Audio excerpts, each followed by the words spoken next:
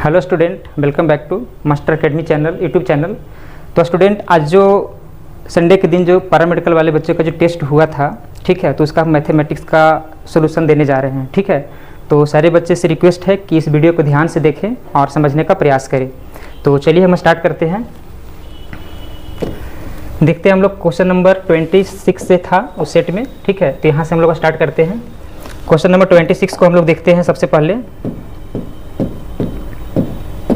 देखा जाए question number 26 में क्या कहा जा रहा है ना कि 2 की पावर क्या लिखा है 5 इंटू 3 की पावर 3 इंटू 5 की पावर कितना है 2 है। तो ये किसके बराबर है, तो हम लोग यहाँ से बनाएंगे कैसे वो देखते हैं। देखा जाए 2 की पावर कितना है 5 है इंटू 3 की पावर 3 है इंटू 5 की पावर 2 है।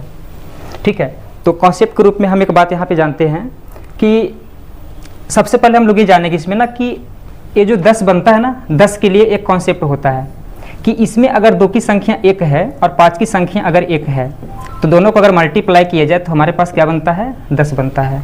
उसी तरह से 2 की संख्या अगर 2 आएगा और 5 की संख्या अगर 2 आए तो यहाँ से क्या बन जाएगा 100 बन जाएगा। ठीक है, तो इसी कॉन्सेप्ट के हिसाब से हम लोग इसको लेकर चलेंगे। तो देखा जाए इस 2 की पावर जो 5 लिखा हुआ है तो हमें इसे क्या कर रहा है, सबसे पहले कि 2 की पावर हम इसे 2 लिखेंगे और इंटू 2 की पावर 3 लिखेंगे ताकि इन दोनों कंबाइंड करने पे आएगा। तो हम लोग क्या करेंगे कि 2 की पावर 2 को 5 की पावर 2 के साथ अगर कंबाइंड किया जाए इसे, ठीक है, तो क्या बन जाएगा यहाँ से 2 की पावर 2 इसके हिसाब से 100 बनेगा। यानी इन दोनों का कंबाइंड वैल्यू है जो 100 हो गया। बाकी हमारे पास क्या बचा, यहाँ से एक वैल्यू बच गया 2 की पावर 3 जो कि 8 के बराबर होगा और 3 की पावर जो 3 होता है वो कितना होता है 27 होता है। तो 27 को अगर 8 से मल्टीप्लाई किया जाएगा तो ओवरऑल क्या मिलेगा 216। ठीक है, और 100 इस पे आ जाएगा ऐसे। तो ये इसका फाइनल आंसर हो जाएगा। तो ऑप्शन नंबर हम किसके साथ आएंगे, ए के साथ। ठीक है, चलिए नोट किया जाए जल्दी से।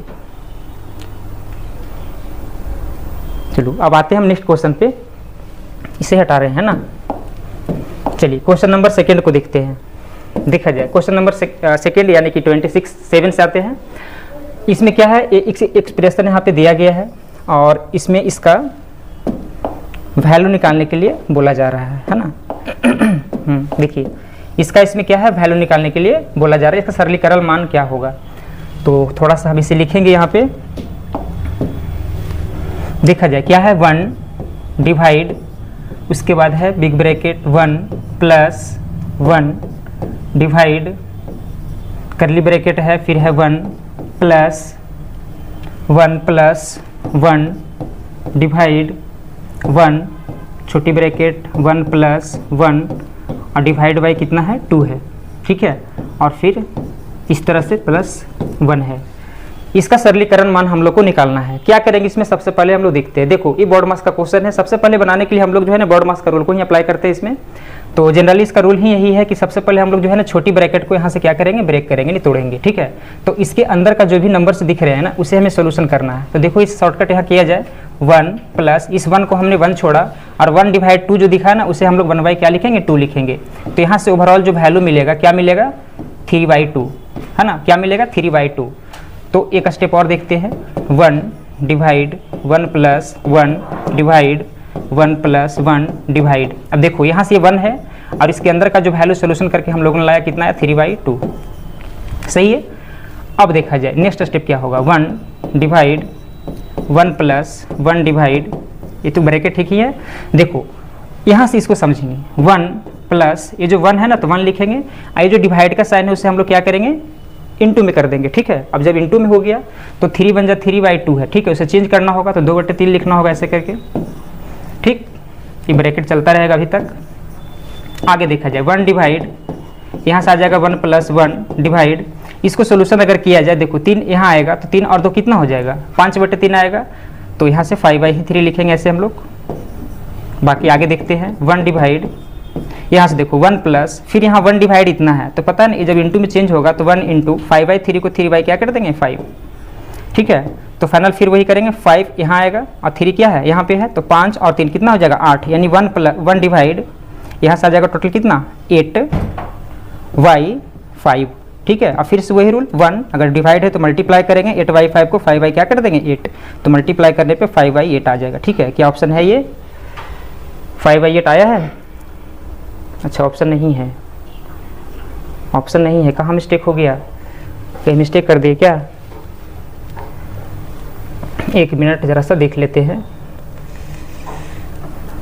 1 तो 1/2 यहाँ से था, क्या आ गया हमारा 1 + 2 × 2 और 1 3/2, ठीक है। 1 + 1 डिवाइड यहाँ से आ गया 1/, हाँ सॉरी स्टूडेंट, यहाँ से एक्चुअली हम यहाँ से 1 को जो है ना भूल गए थे लिखना, +1 चलता रहेगा, इस तरह से चलेंगे। तो +1 अभी तक इसे ऐसे रखना होगा, +1 रहेगा ये, है ना। और यहाँ से फाइनली हम लोग +1 यहाँ पे भी कर देंगे और +1 यहाँ पे आ जाएगा। तो हम लोग क्या देखेंगे यहाँ से 13 बटे कितना आ जाएगा 8 आ जाएगा, ठीक है। तो ये इसका फाइनल आंसर हो जाएगा यहाँ पे, ठीक है। ऑप्शन नंबर किसके साथ आना होगा? ए के साथ, इसका भी आंसर ये हो गया, ठीक है। चलिए नोट किया जाए। अब हम लोग नेक्स्ट क्वेश्चन को देखते हैं।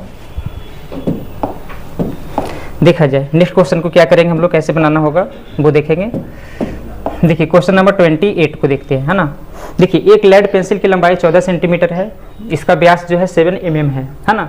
इसके अंदर पड़े ग्रेफाइट जो लेड है, यानी कहने का मतलब है एक पेंसिल है, उसका शेप सिलेंड्रिकल शेप होता है, बेलनाकार होता है। इसके अंदर मान लेते हैं ये ग्रेफाइट है, जिसको हम लोग पेंसिल की निबी भी कह सकते हैं, है ना। इस तरीके का होता है, जिसमें निबी वाले को हम लोग इसका जो है डायमीटर को डी बोल देते हैं और डी की वैल्यू छोटा वाला हो जाएगा, और जो बेलन है उसका हम लोग क्या बोल देंगे कैपिटल डी, डायमीटर यानी कि व्यास। तो देखा जाए यहाँ पे एक पेंसिल की लंबाई 14 सेंटीमीटर है ना। पेंसिल की लंबाई है 14 यानी कि 14 सेंटीमीटर, और यही 14 सेंटीमीटर जो लंबाई होगा वो पेंसिल का जो ग्रेफाइट है अंदर में जिसको निब बोल रहे हैं वो भी होगा और सिलेंडर का भी होगा, है ना। चलिए तो देखा जाए इसकी लंबाई 14 सेंटीमीटर है और व्यास क्या दिया है बेलनाकार का 7 mm है। तो कैपिटल डी की वैल्यू 7 mm है। तो अगर यहाँ से हम कैपिटल आर की वैल्यू निकालना चाहें 7/2 होगा, mm में है ये, मीटर नहीं बोलेंगे इसको, mm में है। तो फाइनली आर की जो वैल्यू हो जाएगा 7/2 और इसे हम लोग 10 से भागा दे देंगे तो आ जाएगा सेंटीमीटर में, है ना। तो यानी कि कैपिटल आर की वैल्यू ये हो गया। स्मॉल डी की वैल्यू भी यहाँ पे दे रखा है 1 mm है, ये 1 mm है, ठीक है। तो यहाँ से छोटा अगर हम स्मॉल आर की वैल्यू निकालना चाहे, ये mm में है, स्मॉल आर की जो वैल्यू हो जाएगा 1/2 mm होगा, ठीक है। तो यानी कहने का मतलब है कि अगर आर सेंटीमीटर में देखें तो 1/20, ठीक है, सेंटीमीटर में हो जाएगा ये, बस। अब यहाँ से क्या करना हम लोग को, कहता है कि इसके अंदर लगे, है ना, लकड़ी का जो आयतन है ना वो बताना है। तो देखो लकड़ी का आयतन अगर निकाला जाए यहाँ से, लकड़ी का आयतन क्या करना होगा, तो सिलेंडर का जो बाहरी आयतन होता है, ठीक है, मतलब जो बेलनाकार जो हमारे पास पेंसिल ये दिया गया है, ठीक है, क्या दिया गया था पेंसिल, है ना। तो उसका बाहरी आयतन में से क्या कर देंगे, अंदर वाला आयतन को घटा देंगे। तो डायरेक्ट हम यहाँ पे लिखने का प्रयास करेंगे, पाई r² एच में से घटाना होगा पाई छोटे वाले r² एच को, ठीक है। इसको थोड़ा और अगर छोटा किया जाए तो पाई एच कॉमन कर सकते हैं, कि r² माइनस छोटा वाला r² आ जाएगा। पाई की वैल्यू सभी को पता है 22/7 होता है। हाइट यहाँ से दे रखा है, इसका लंबाई जिसको बोलेंगे 14 है, और कैपिटल आर की वैल्यू हम निकाल चुके हैं यहाँ पे 7/20 है, बट हमें यहाँ पे r² चाहिए। तो 7 7 जब 49/20 ये हो जाएगा 20 का स्क्वायर, यानी कि कितना 400, है ना। चलिए माइनस छोटे वाले आर की वैल्यू दिया है 120, तो 1/ क्या लिख देंगे इसको हम लोग 400, 1/400 ऐसे। 7 2 जब 14 यहाँ से कट कर सकते हैं, 22 दूना 44 होता है, इंटू इन दोनों कैल्शियम 400 होगा, घटाएंगे तो आ जाएगा 48 बटे कितना 400, ठीक है। इसे काटा जाए, काटने पर क्या मिलेगा, 100 चौके 400 हो जाएगा, 100 4 जा 400 और 11 चौको 44। तो फाइनल क्या मिला यहाँ पे हम लोग को, 48 × 11 अगर किया जाए तो आ रहा है 528, और डिवाइड कर देंगे 100 से, तो फाइनल आंसर बन जाएगा, 2 अंक के बाद डेसिमल डाल देंगे 5.28 सेंटीमीटर, और ये आयतन था तो क्यूब में आएगा ये, है ना। ये इसका फाइनल आंसर होगा। यानी ऑप्शन की अगर हम बात करें तो ऑप्शन नंबर किसके साथ आना होगा, 5.28 बी के साथ आना होगा, ठीक है। ऑप्शन नंबर बी इसका राइट आंसर हो गया। चलिए नोट किया जाए जल्दी जल्दी। चलो अब हम आते हैं नेक्स्ट क्वेश्चन पे।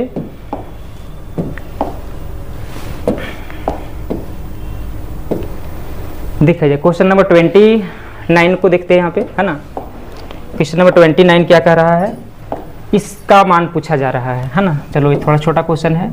अंडर रूट में क्या लिखा है 0.16 डिवाइड बाई क्या है 0.4 है। इसकी अगर हम वैल्यू की बात करें तो रूट के अंदर अंदर थोड़ा सा इसे ऐसा कर दिया जाए 0.16 है और डिवाइड 0.4 है ना। ये डेसिमल यहाँ से अगर हटेगा 10 ऊपर लगाना होगा और ये डेसिमल अगर हटेगा तो नीचे 100 लगाना होगा। ठीक है, 4 से कट जाएगा, 4 चौक 16 4 बार में, 10 से कट जाएगा, एक 0 काट सकते हैं यहाँ से ऐसे, यानी कि फाइनल जो आंसर मिला क्या मिला 4 बटे कितना 10। इसकी अगर सिंप्लीफिकेशन वैल्यू 0 पॉइंट कितना आएगा 4। अब इसका वैल्यू 0.2 नहीं लिखेंगे किसी कोई है ना, क्योंकि इसकी वैल्यू क्या निकालना होगा उस मेथड से 0.4 है, 0 जो पेयर लेते हैं ना ऐसे करके ये वाला, तो कैसे बनता है ये पता होगा सबको। इसको बनाने के लिए क्या करते हैं 6 से लगाना होगा। चलो 6 6 जाएगा 36, 10 में 6 जाएगा 4 आएगा, ये तो हट गया, 2 0 और आएगा, ये जुट जाता है सबको पता है, यानी 0.6 और आगे 3, यानी ऑप्शन के हिसाब से अगर चले 0.63 के हिसाब से है ना, तो कौन सा ऑप्शन हो सकता है इसमें 0.63 सी के साथ आएंगे। ठीक है, फाइनल बस ऐसे बना देंगे इसको। चलो अब हम आते हैं नेक्स्ट क्वेश्चन के ऊपर, इसको भी देखा जाए।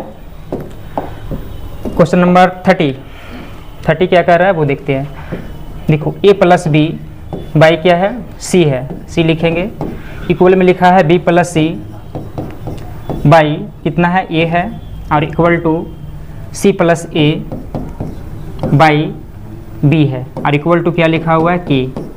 यहाँ से पूछा जा रहा है k का मान क्या होगा है ना, k की वैल्यू को हम लोग k की वैल्यू फोकस करना है, उसको निकालना है। कैसे निकालेंगे वो देखते हैं। देखो जब 3 टर्म इस तरह से इक्वल टू में है और एक कांस्टेंट के रूप में कोई चीज़ यहाँ जोड़ा हुआ है ना, तो इसे हम बारी बारी से इक्वेट कर देंगे सबको ऐसे। ठीक है, तो क्या मिलेगा यहाँ से देखा जाए, एक में हम करेंगे a प्लस बी बाई सी की वैल्यू जो है अगर हम k की इक्वल लेते हैं तो यहाँ से जो है ना a प्लस बी की वैल्यू निकल कर आएगा सी के। ठीक है, तो इसी तरह से यहाँ से b प्लस सी की वैल्यू भी फाइंड हो जाएगा, a के होगा, और एक लास्ट बच जाएगा c प्लस a की वैल्यू की अगर बात करते हैं तो कितना आ जाएगा b के। यहाँ तक किसी को कोई परेशानी नहीं। चलो अब हम क्या करते हैं ना बारी बारी से इस इक्वेशन का फॉर्म ले लेते हैं। इक्वेशन 1 हो गया, 2 हो गया, 3 हो गया। अब सभी को लेफ्ट वाले के साथ राइट को राइट वाले के साथ ऐड करके देखते हैं क्या होता है। देखो कुछ शॉर्टकट भी करेंगे। यहाँ पे a की वैल्यू यहाँ पे 1 है, 1 यहाँ पे है, 2 गो a हो जाएगा, 2 गो b हो जाएगा, 2 गो c, यानी लेफ्ट साइड में जो है ना 2 2 को सब मिल रहा है, तो क्या सब में से हम 2 2 कॉमन कर ले, a plus b plus c आ जाएगा। ठीक है, और राइट साइड वाले को अगर ऐड किया जाए सब में से k कॉमन आ जाएगा, तो यहाँ से आ जाएगा a b c सेम चीज़ फिर से, तो ये चीज़ यहाँ से हटा सकते हैं, तो k की वैल्यू 2 के साथ आ सकते हैं। क्या ऑप्शन है देखा जाए, ऑप्शन नंबर किसके साथ आएंगे 2 के साथ है ना, ऑप्शन नंबर डी है। चलो डी के साथ आएंगे, नोट किया जाए इसे भी। चलिए अब फिर आते हैं नेक्स्ट क्वेश्चन के साथ, देखा जाए नेक्स्ट क्वेश्चन।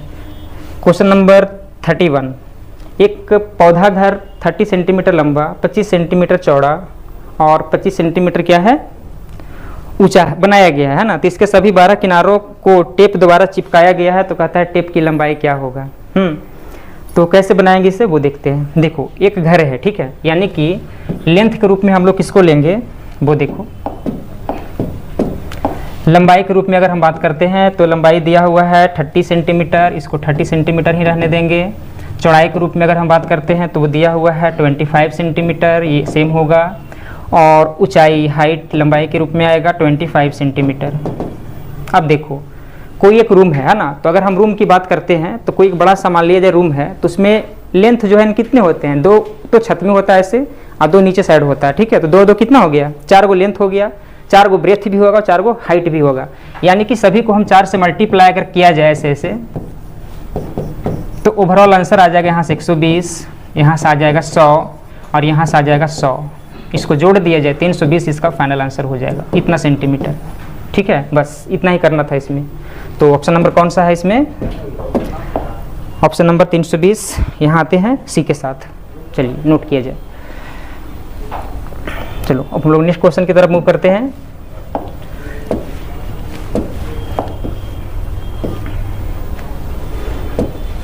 देखा जाए क्वेश्चन नंबर 32 क्या है। 32 क्वेश्चन, 294 को किस न्यूनतम संख्या से गुना करना चाहिए ताकि यह एक पूर्ण वर्ग बन जाए, है ना।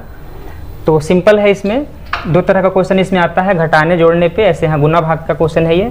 294 दिया गया है, इसको एलसीएम लेंगे सबसे पहले 2 से इसको लगाया जाए तो 2 से लगाने पे कितना आएगा 7, 147 आ जाएगा। इसे चलो 7 से लगा देते हैं, अब फिर एक बार और 7 से, चलो एलसीएम बन गया। अब पता है सभी को परफेक्ट वर्ग होने के लिए क्या करेंगे, 7 × 7 × 2 × 3। देखो परफेक्ट वर्ग कोई भी नंबर तभी होता है, कोई भी नंबर जो है परफेक्ट वर्ग तभी होता है जब सभी नंबर्स पेयर में हो, है ना। तो 7 तो यहाँ पे पेयर में है, कोई प्रॉब्लम नहीं है, लेकिन 2 और 3 का पेयर नहीं है तो हमें यहाँ पे एक और 2 से मल्टीप्लाई करना होगा, एक और 3 से मल्टीप्लाई होगा, ठीक है। तो एक्स्ट्रा के रूप में क्या आया, 3 दूना 6 ही तो हम मल्टीप्लाई कर रहे हैं ना, तो इसलिए 6 इसका फाइनल आंसर होगा। तो देख लीजिए ऑप्शन नंबर इसमें भी हम लोग सी के साथ आ रहे हैं, ये हो जाएगा इसका फाइनल आंसर। चलो नेक्स्ट क्वेश्चन को देखते हैं। क्वेश्चन नंबर 33 को देखा जाए, 33 है ना। 33 क्वेश्चन में क्या है ना, वैल्यू फाइंड करना है किसका, x का। एक एक्सप्रेशन दिया गया इस तरीके का, देख लेते हैं यहाँ भी, ब्रैकेट x² प्लस 18k² और ये ब्रैकेट में क्लोज है, बंद है, ठीक है, डिवाइड है 125, इसको भी लिखा जाए, और कुछ है, हाँ 3.56, ठीक। अब यहाँ 6 की वैल्यू फाइंड करना है, तो देखें कैसे बनेगा।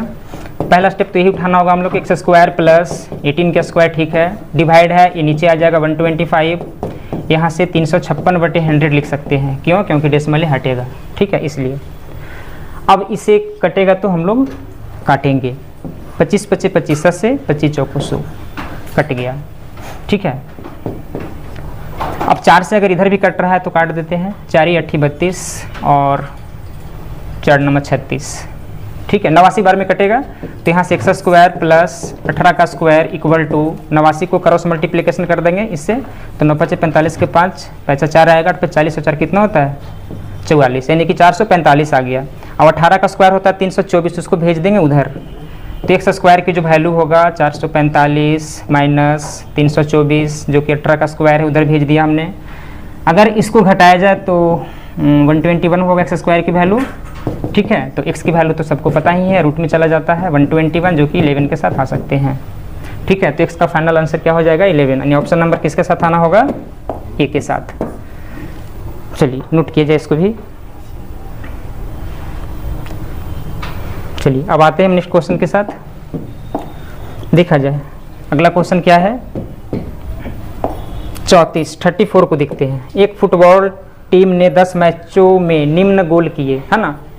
मतलब कुछ डेटा यहाँ पे दिया गया है जिसका हमें क्या निकालना है, माध्यक निकालना है, जिसमें माध्य, माध्यिका और बहुलक 3 चीज़ होता है ना, तो उसमें से हमें क्या करना है, माध्यक निकालना है। तो देखते हैं माध्यक कैसे निकालेंगे।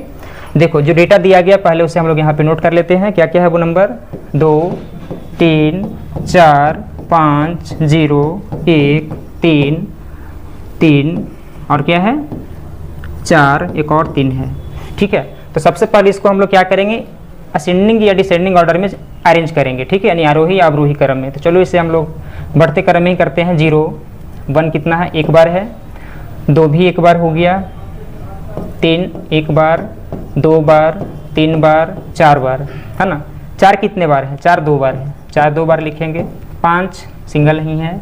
चलो अब इसे हम लोग काउंट करेंगे 1 2 3 4 5 6 7 8 9 10, यानी कि जो n की वैल्यू है ना वो 10 आ रहा है। और सबको पता है कि 10 जो है वो क्या है, सम संख्या है, ठीक है। सम संख्या होने पे जो माध्यिका का जो फार्मूला होता है वो होता है हाफ इंटू n/th करके, मतलब n/2 पद होता है, और प्लस क्या करेंगे n/2 + 1 पद, ठीक है, ऐसे करके लिखा जाता है इसको। बस इसकी वैल्यू इस पे हम लोग पुट करेंगे, जहाँ पे n क्या है 10 है n हमारा, है ना। तो देखो 1/2 n की वैल्यू 10 रखेंगे, 10/2 आएगा, th अभी रहेगा, प्लस यहाँ भी 10/2 रखेंगे हम लोग, 10/2 यानी कि 10/2 हो जाएगा, प्लस 1 th रहेगा। अब इसे हम लोग क्या करेंगे 1/2, ये कट जाएगा 5 बार में तो 5th हो जाएगा, और प्लस यहाँ से भी ये कट जाएगा 5 बार में तो 5, और ये कितना हो जाएगा 6th। अब देखो यहाँ से क्या करना होगा, इस डेटा से वैल्यू पुट करते हैं हम लोग, है ना। 1/2 5 की जगह पे कौन सा नंबर होगा, 1 2 3 4 5, यानी कि 3 है। और 6 की जगह पे कौन है, 3 है। दोनों नंबर यहाँ रखना है हम लोग को, 3 + 3। तो कहने का मतलब है 1/2 और 3 और 3 तो पता है 6 होता है, काट देंगे इसको 3 बार में, तो इस क्वेश्चन का फाइनल आंसर क्या हो जाएगा, 3। यही निकल कर आ गया हमारा मीडियन।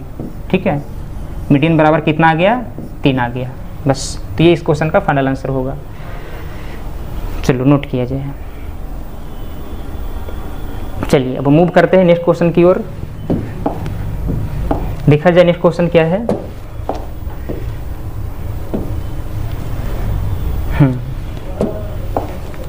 35 question number 35। एक लड़का 34 रुपये के 8 सेब खरीदता है और 57 में 12 सेब क्या करता है, बेचता है। तो वह कितने सेब बेचे ताकि उसे 45 रुपये का लाभ हो। ठीक है, देखो इसे क्या करना होगा, ये भी इजी क्वेश्चन है। 35 कैसे बनाएंगे वो देखते हैं। देखो 8 सेब का कीमत कितना है, 34 रुपया है। ठीक है, तो हम तो यहाँ लिखेंगे ना कि अगर 8 सेब खरीदा जाए, 8 सेब का क्रय मूल्य बराबर कितना दिया हुआ है, 34 रुपया। ठीक है, 34 रुपया है ऐसे। तो यहाँ से 8 सेब का कीमत है दिया हुआ, यानी कि क्रय मूल्य खरीद कर लाए हैं। तो अगर एक का निकाला जाए क्रय मूल्य तो आ जाएगा कितना, 34/8। काट सकते हैं इसको, 17 दूना 34, 4 दूना 8, यानी कि 17/4 रुपया। देखो एक सेब कितना में खरीदा जा रहा है, 17/4 रुपया में। उसी तरह से जब आगे बढ़ते हैं तो 12 सेब का विक्रय मूल्य दिया हुआ है कितना, 57 रुपया। फिर से लिखेंगे एक बार, 12 सेब का क्रय की जगह अब की बार विक्रय मूल्य लिखना होगा। ठीक है, चलो विक्रय मूल्य दिया हुआ है 57 रुपया, है ना। तो यहाँ से क्या करना होगा हम लोग को, एक सेब का देखते हैं विक्रय मूल्य क्या होगा। तो आ जाएगा 57/12। इसे भी काटा जाए 3 से, 19 तिया 57 होता है, 4 तिया 12 होता है, यानी कि 19/4 रुपया। क्या निकल कर आया ये, एक सेब का विक्रय मूल्य। अब देखो एक सेब जो है ना खरीदा गया था 17/4 रुपया में, और एक सेब जो है बेचा जा रहा है 19/4 रुपया में। ठीक है, तो इसको लाभ होगा या हानि होगा, तो जाहिर सी बात है खरीदे हैं कम में और बेच रहे हैं ज़्यादा में, तो लाभ होगा। यानी कि यहाँ पर जो दिखा जा रहा है कि विक्रय मूल्य जो है वो बड़ा हो रहा है किससे, क्रय मूल्य से। ठीक है, यानी कि लाभ हो रहा है। तो लाभ का तो पता ही है, विक्रय मूल्य में से क्रय मूल्य घटा देते हैं हम लोग। 19/4 में से घटाना होगा 17 किसको, 4 को। ठीक है, तो घटाया जैसे तो क्या होगा, 2/4 आएगा। काट देंगे ऐसे करके तो कितना आ जाएगा, 1/2। देखो अब यहाँ से, यानी कहने का मतलब है कि 1 रुपया पर हम एक जो सेब है ना उस पर कितना रुपया हम लोग ये कर रहे हैं। ठीक है, 1/2 रुपये का लाभ कमा रहे हैं एक सेब पे। तो क्वेश्चन कहा जा रहा है यहाँ पे क्या कि 45 रुपये का लाभ उसको कमाना है। तो जाहिर सी बात है कि अगर हमें 45 रुपये का क्या चाहिए, लाभ चाहिए। ठीक है, तो 45 को हम लोग क्या कर देंगे, 2 से मल्टीप्लाई, यानी कि 90 गो सेब हम लोग को खरीदना पड़ेगा, तब तो इसके आधा 45 रुपये कमाएंगे। ठीक है, तो इतना 90 सेब को क्या करना पड़ेगा, हम लोग को बेचना पड़ेगा। क्या करने के लिए, 45 रुपये का लाभ कमाने के लिए। बस 23 इसका फाइनल आंसर हो गया। चलिए नोट कीजिए इसको भी। अब हम बढ़ते हैं नेक्स्ट क्वेश्चन की तरफ। देखो इसका ऑप्शन ऐसे के साथ आएंगे, है ना। चलो 36 क्वेश्चन देखा जाए। 36, एक विद्यार्थी पाठशाला को 2.5 किलोमीटर प्रति घंटे की रफ्तार से चलकर 6 मिनट देर पहुंचता है।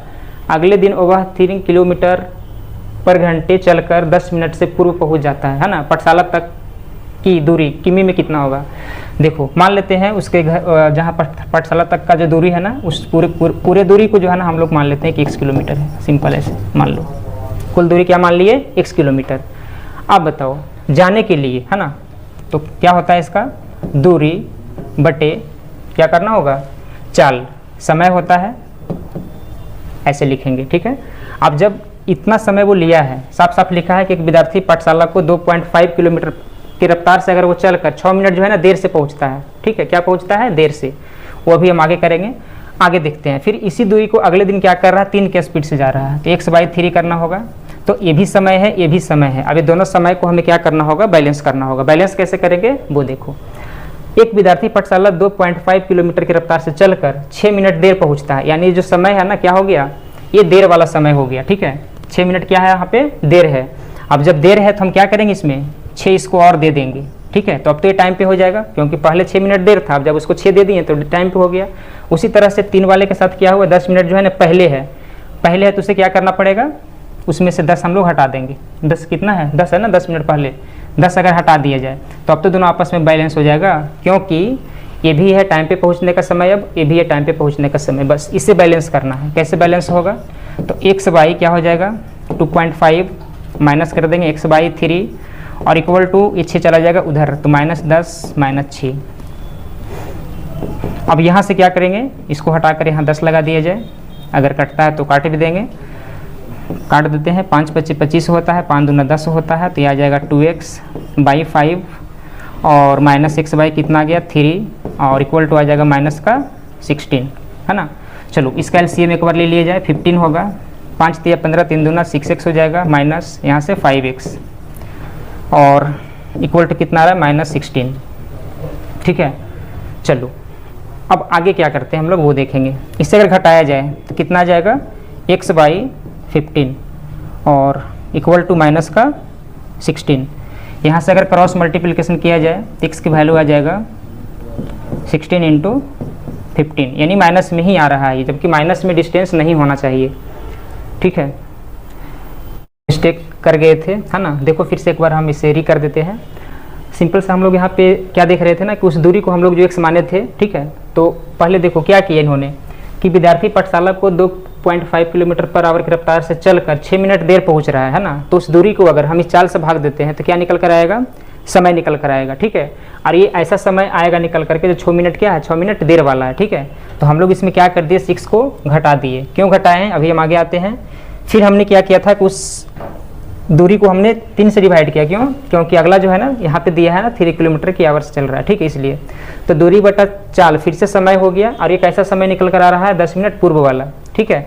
तो पूर्व वाला आ रहा है 10 मिनट, हम लोग क्या किए इसमें, इसको ऐड कर दिए, ठीक है। अब देखो क्या किया यहाँ से कि x बाई 3 को हम लोग जब इधर कर दिए, अच्छा ये बैलेंस क्यों हुआ, यहाँ पे दोनों जो है आपस में बैलेंस जो हो रहा है, ठीक है। माइनस का 6 था इक्वल टू, देखो ये बैलेंस हो गया क्योंकि ये भी जो है ना अब टाइम पे पहुंचने वाला समय हो गया, और उधर जब 10 हमने ऐड किया ऐसे करके, ठीक है, तो ये भी अब टाइम पे पहुंचने वाला समय हो गया। दोनों समय आपस में क्या कर दिया हमने, इक्वेट। बट यहाँ ध्यान रहे दूरी हमने किलोमीटर में लिया था, और ये जो चाल दिया है 2.5 या 3 जो है ना वो भी किलोमीटर पर आवर में, ठीक है। तो इसको हम लोग क्या करेंगे ना कि जो 6 था और ये जो 10 है वो मिनट में है, ठीक है। उसे आवर में लेने के लिए क्या करेंगे हम लोग, दोनों को उधर भेजेंगे।